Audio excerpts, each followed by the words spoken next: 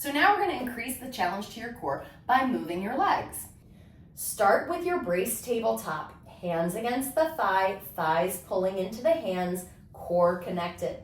Make sure not to let your back get pulled into a back bend or an anterior tilt. Left hand goes on top of the right. Both hands are going to push into your right knee.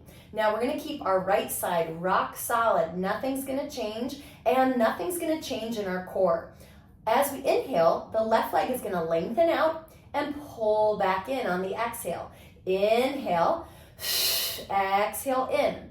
Inhale to stretch it out, firm your center, exhale, drag it back in. Breathing smoothly. Focus on your form and try to do 10 reps. Your leg does not have to fully straighten for this to be a challenge to your core. Your focus is on the stability of your brace, so the leg moving is really just a distraction from your stable, neutral spine. Make sure you're breathing. It's okay to reverse the breath if that suits you better. Switching to the other side, take both hands onto your opposite knee. Inhale to reach the leg forward, exhale to pull back in. Inhale. Try to do 10 reps on this side.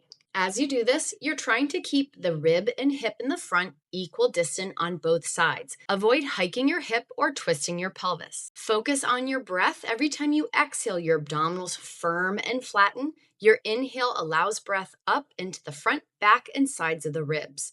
Do your best to avoid tension in the neck and shoulders and continue to focus on firming your core. As I do this, I want to make sure that I'm applying some pressure into the knee without feeling my low back pop or these bottom ribs flare from the floor. I'm going to feel my mid back come into the mat, and I'm going to feel my rib and hip solid towards each other.